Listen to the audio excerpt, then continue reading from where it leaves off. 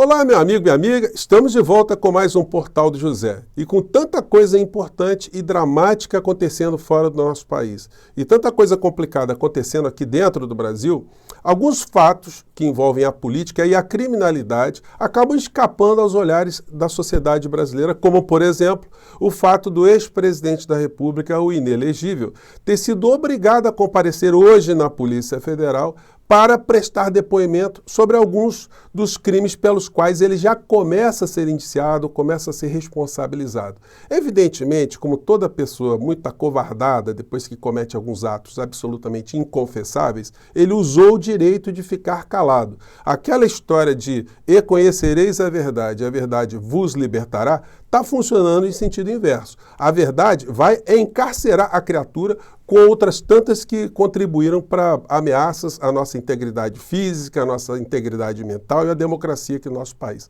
Lá fora, as coisas continuam a ter desdobramentos que têm provocado também muitos debates. Bom, vou abordar algumas dessas questões aqui com vocês, mas antes de mais nada, é sempre muito importante convidar você que está chegando agora ao nosso portal e não nos conhecia, para que você se inscreva aqui conosco. Você que é muito bem-vindo, muito bem-vinda. Enfim, conheça os nossos outros vídeos. Se você gostar, compartilhe, recomende, enfim, participe aqui da vida aqui do nosso portal, tá? Dê o seu joinha, mande seu comentário e, se puder, se inscreva também no nosso clube de membros, além do nosso chat. Bom, vamos seguir em frente que tem muita coisa aí, né? Então vamos começar aqui com essa história. Bolsonaro comparece à sede da Polícia Federal em Brasília, mas não presta depoimento.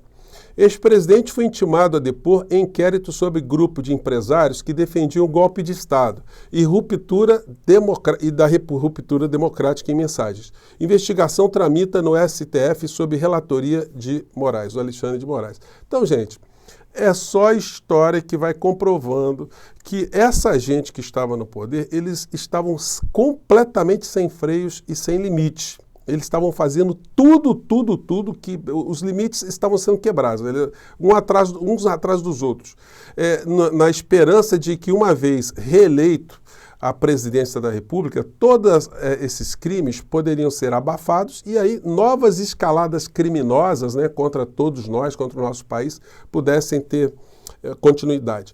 Isso vai gerar consequências para a criatura, além das consequências que ele começará a ser responsabilizado assim que a Procuradoria-Geral da República recebeu o relatório da CPMI do dia 8 de janeiro. E na CPMI do dia 8 de janeiro, a gente tem algumas satisfações a partir de agora, né? Nós não veremos mais essa gente do mundo cão, do mundo político, da extrema-direita, eles unidos novamente com tanto palco.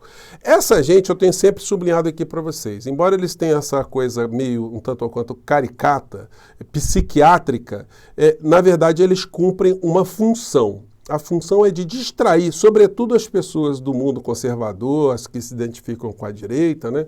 Que existem situações econômicas aqui no nosso país que são absolutamente injustas, só que eles querem aprofundar essas injustiças, cada vez mais ajudando com que os grupos que controlam muito poder aqui no nosso país, poder econômico, fiquem cada vez com mais concentração de poder. Isso envolve todos os grupos que a gente puder imaginar. Então, poderíamos dizer assim que são personagens que tentam distrair a sociedade brasileira e acabam atraindo até a esquerda, porque a esquerda, né, os progressistas são obrigados a lidarem com esse tipo de situação.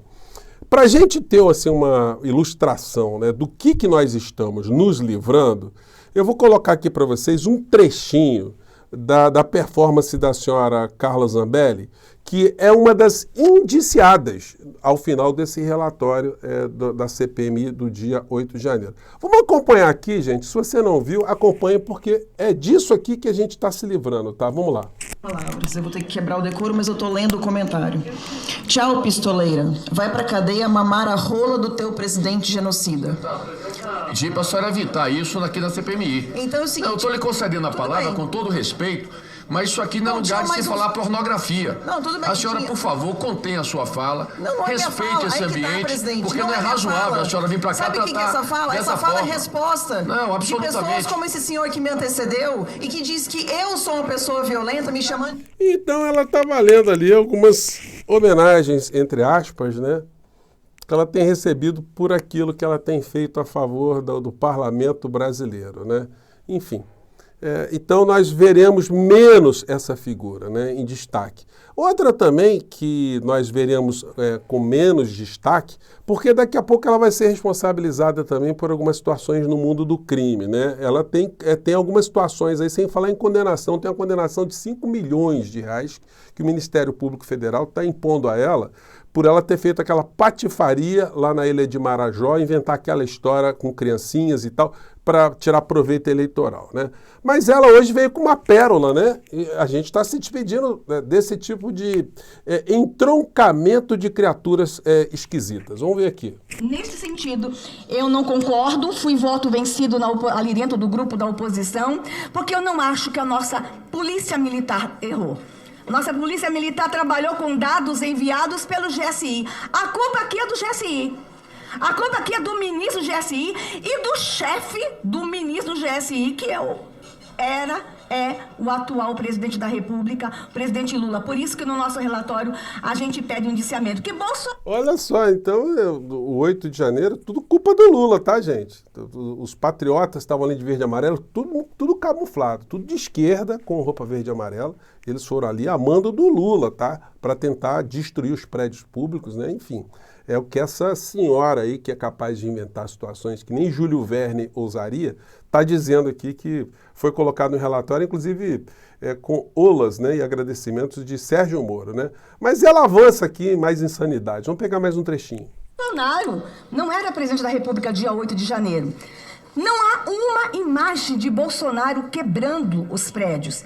Não há nenhum exame de DNA, nenhuma perícia que comprova que Bolsonaro esteve dentro daquele patrimônio quebrando.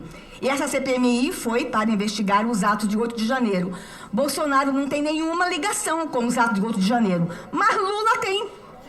Ai, gente, meu Deus do céu. Olha, se a senhora Damares, ela tivesse no tribunal de Nuremberg, ela diria o seguinte, olha, o Hitler não tem que ser responsabilizado de nada, tá? Porque não tem nenhuma foto dele matando ninguém, não tem exame, não tem DNA dele em nenhum campo de concentração, não tem fotografia dele dando tiro em alguém, não tem nenhum texto dele mandando matar a pessoa, então seria uma pessoa absolutamente inocente, né?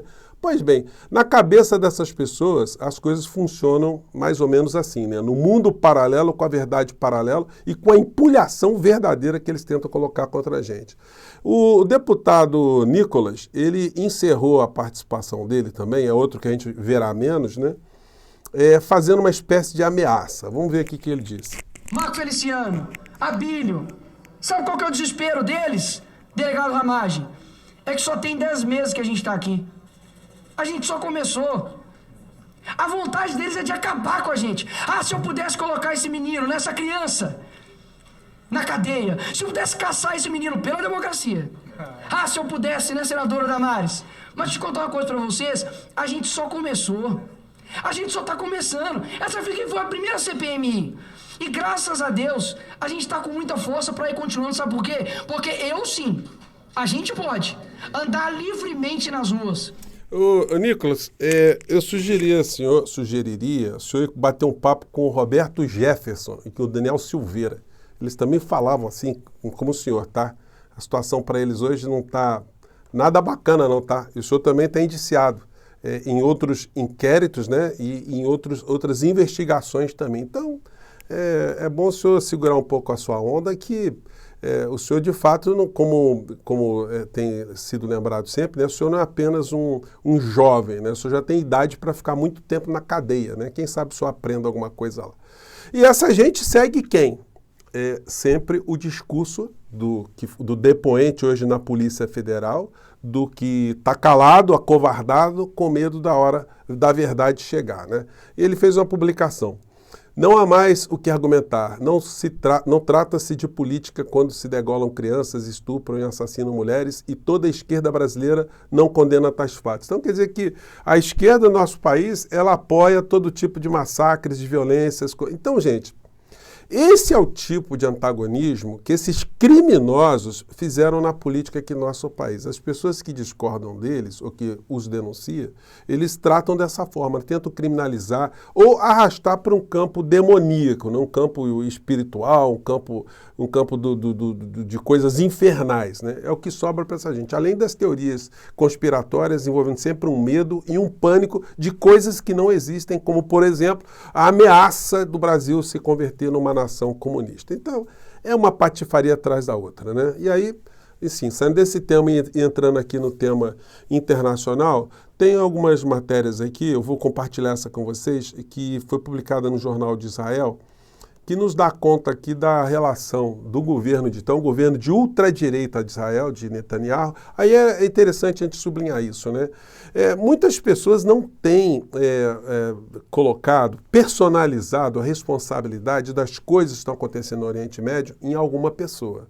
E essa pessoa precisa, sim, ser responsabilizada, e essa pessoa é o Benjamin Netanyahu, porque foi ao redor do que ele fez, foi o comportamento dele que acabou resultando nas situações mais trágicas, né? Por incompetência, por má fé, por extremismo ou por situações ainda piores do que essa. O jornal israelense Haaretz, que é o maior jornal israelense, fez uma matéria que revela que numa reunião que teve no Likud, o partido de extrema-direita do Netanyahu, em dado momento ele disse o seguinte: Hamas como parceiro. O jornal revelou que em uma reunião fechada de seu partido de extrema-direita, o Likud, o primeiro-ministro Benjamin Netanyahu afirmou, abre aspas, qualquer pessoa que queira impedir o estabelecimento de um Estado palestino tem que apoiar o fortalecimento do Hamas e a transferência de dinheiro para o Hamas. Isso faz parte da nossa estratégia. Bom, vou colocar aqui para vocês essa matéria porque ela é bastante reveladora, né? Depois a coisa sai do controle e aí a gente está vendo esse tipo de situação que nós estamos vendo. Bom, aí entrando na questão envolvendo Brasil, Estados Unidos e ONU. Estados Unidos vetam texto do Brasil sobre guerra Hamas-Israel no Conselho de Segurança da ONU. Gente, o que os Estados Unidos queriam é que o Brasil tivesse acrescentado que Israel tem direito de defesa.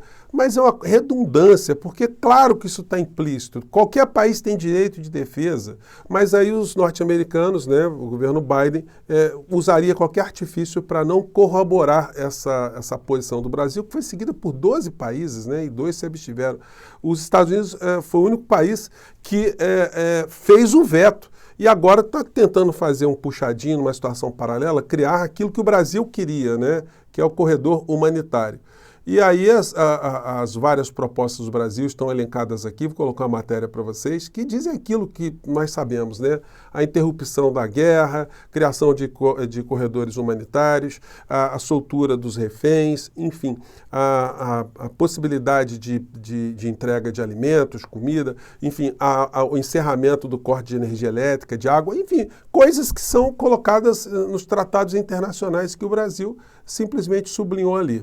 Bom, essa situação toda, eu vi hoje uma matéria aqui no Estadão, que é uma coisa que já começa a ser percebida no mundo inteiro. Após ataques do Hamas, manifestações de antissemitismo se multiplicam no país via redes sociais. Gente, quanto mais esse assunto foi exposto, quanto mais a gente vê tragédias envolvendo a faixa de Gaza, que vive numa espécie de campo de concentração, me desculpem as pessoas que pensam de maneira contrária, porque se as pessoas não podem sair, as pessoas não têm o direito de ir e vir, as pessoas estão absolutamente subjulgadas, elas estão ali sujeitas a que determinam uma outra força, o que a gente vai dizer que esse espaço é um parque de diversões? Então, gente, a gente tem que dar o nome para as coisas que as coisas têm.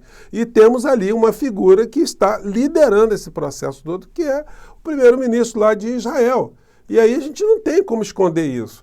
Isso quer dizer que qualquer coisa que o grupo terrorista ou parcela do grupo terrorista tenha feito é para ser aplaudida? Evidentemente que não. Não há como a gente fazer qualquer tipo de parametrização. Mas uma coisa é um grupo clandestino que não tem regras. Outra coisa é um Estado nacional, um Estado que se rege por uma Constituição, se rebaixar nas práticas absolutamente não civilizatórias. Isso a gente tem que salientar sempre, gente, porque senão a gente começa a normalizar as barbáries do bem, né? Se é que pode existir esse tipo de situação. Bem, eu fico por aqui. Mande seu comentário aqui para o nosso portal, tá bom, gente? Um grande abraço, obrigado por vocês estarem aqui. Tchau.